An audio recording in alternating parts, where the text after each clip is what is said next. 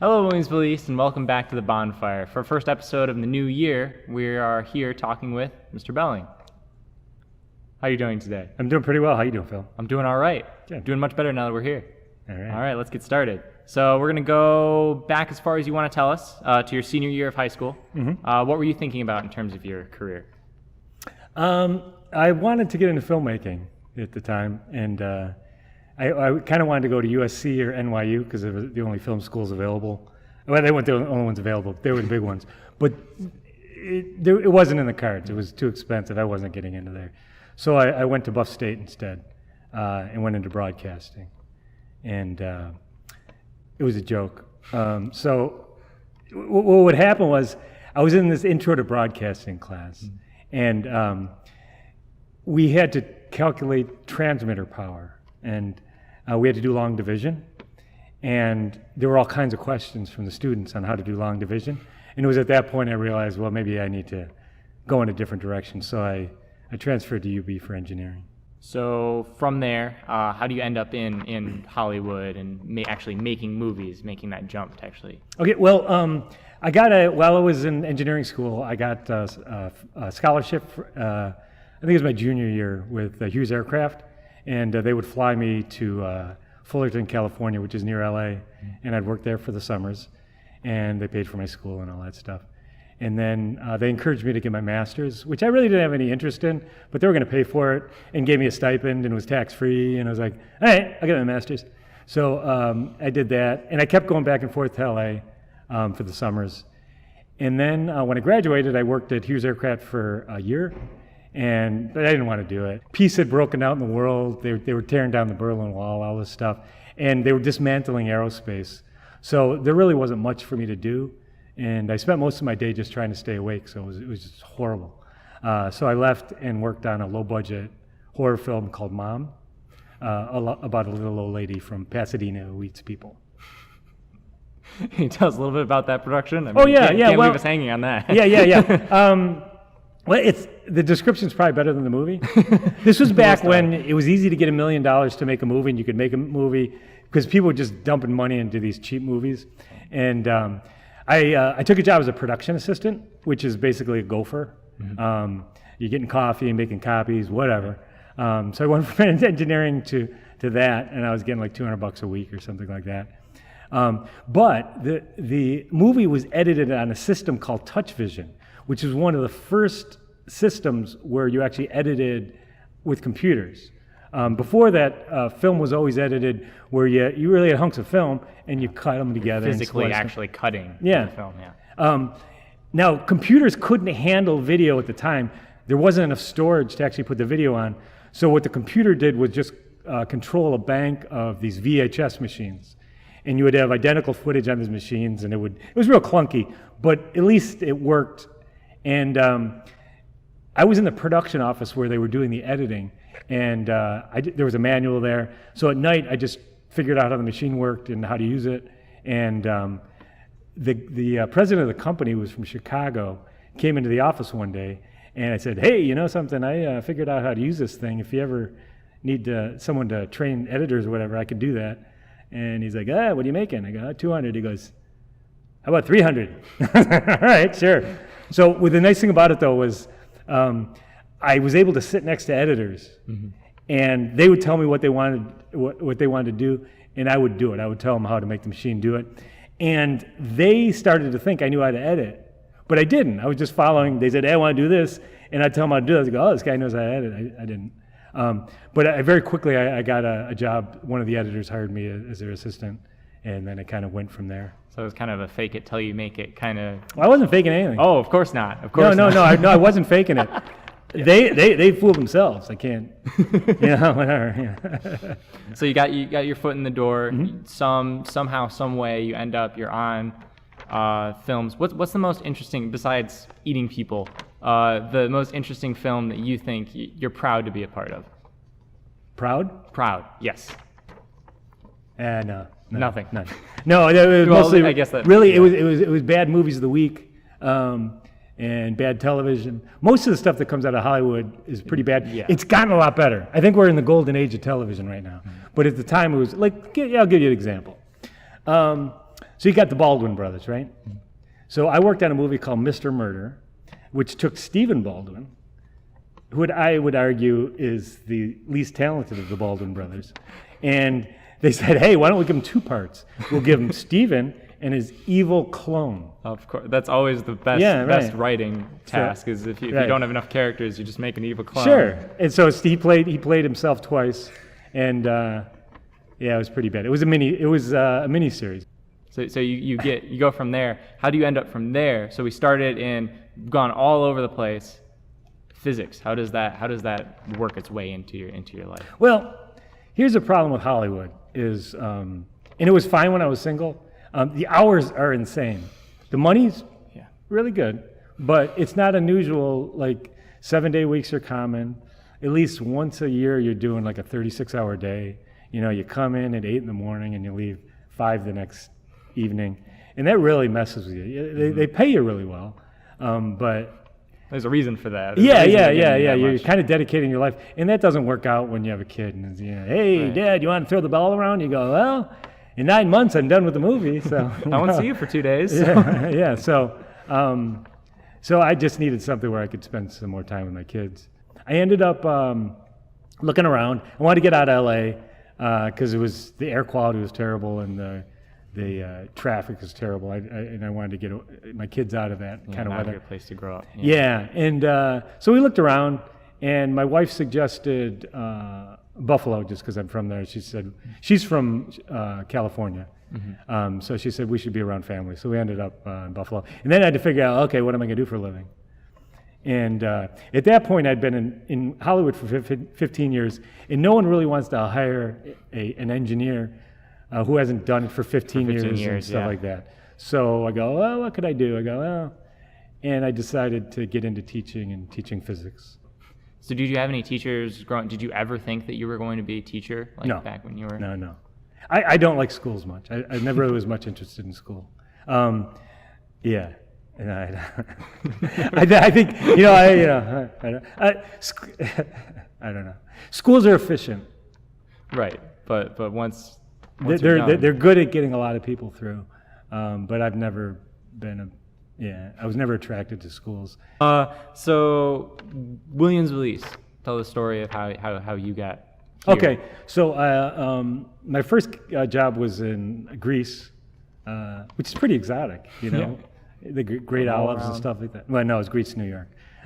So not exotic at all. So I was commuting. It was a tough job because the commute was brutal, and that's near Rochester. Right. And there was an opening in Pembroke. I worked for Pembroke for about 10 years, and then my sister, who works in Williamsville, said, "Hey, Mike, there's a job opening in Williamsville." And I go, I don't want to cut my hair. So, because I had long hair and the beard, kind of like this.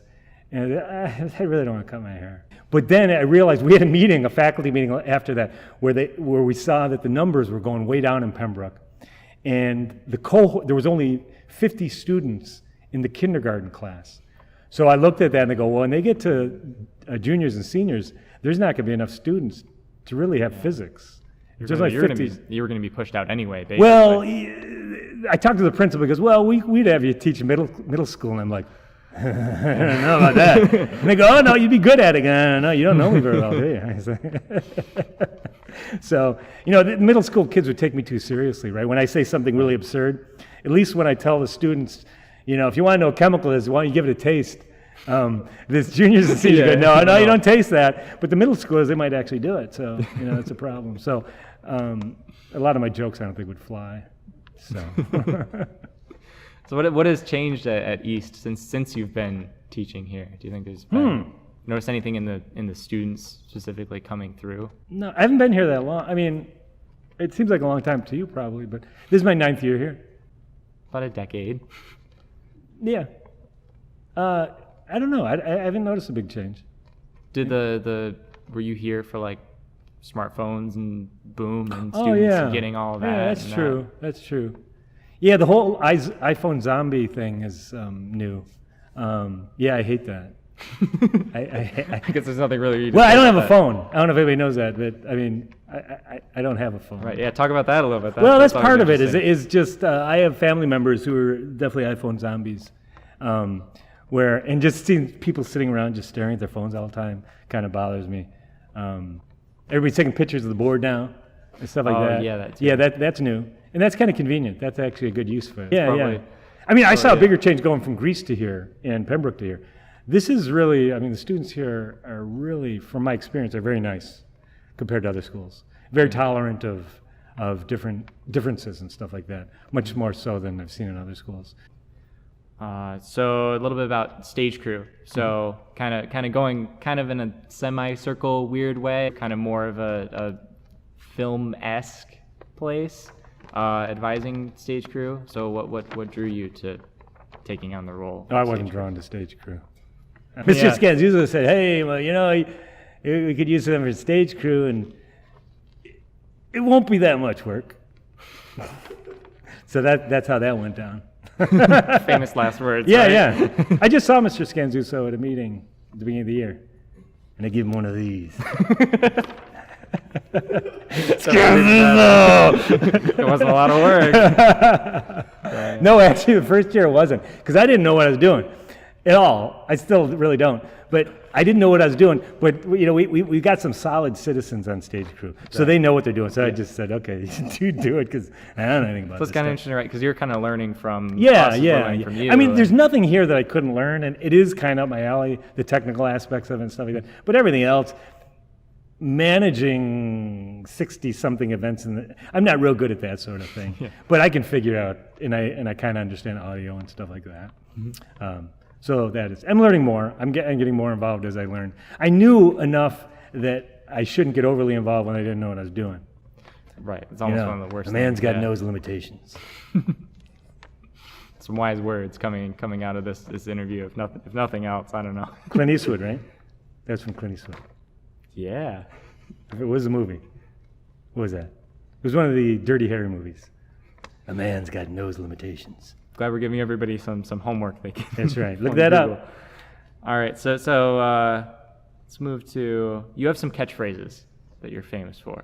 A man's got a nose. No, that's Clint Eastwood. That's what it is. So what is could you walk us through one of your favorite catchphrases you use in class? That's when the wheels come off. Is that a good one, Gabe? Is that? State the physics. Oh. Or ready, it's not ready, fire, aim, but ready, aim, fire. Yeah, I don't use that as much. I talk about the wheels coming off a lot. Don't do that, the wheels come off. All right. So your classes, usually you're focusing on a lot of problem solving and doing a lot of the work in the class rather than lecturing and then sending kids home with homework.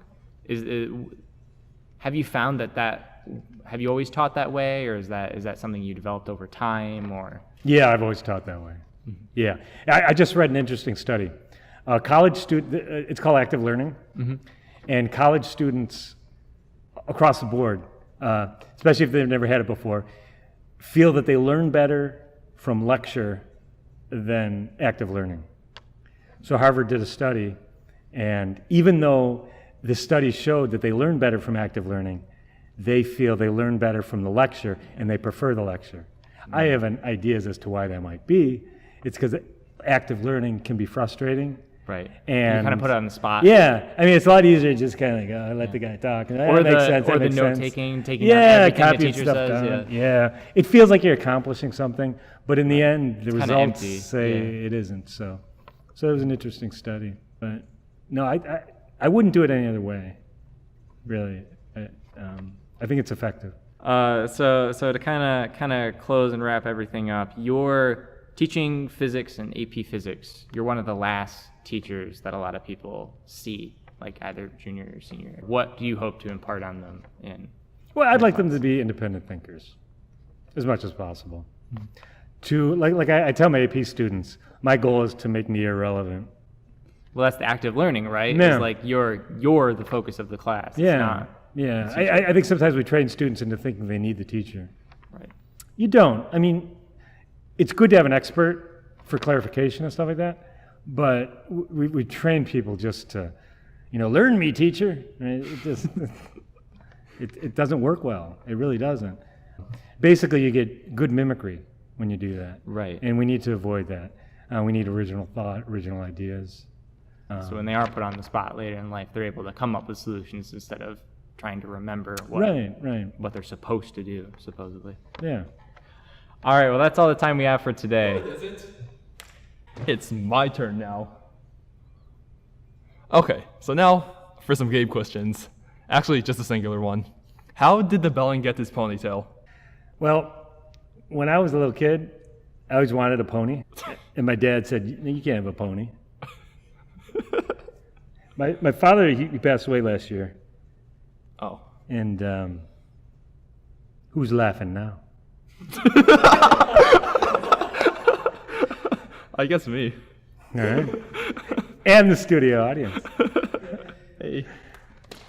Actually, one more thing. So I see that on these two name tags, you look vastly different in them. Would you mind showing them to the camera and telling the difference? Yeah, well, this one is interview Mr. Belling, right? That you want the powers that be to trust their children with. And this is tenure Mr. Belling, who,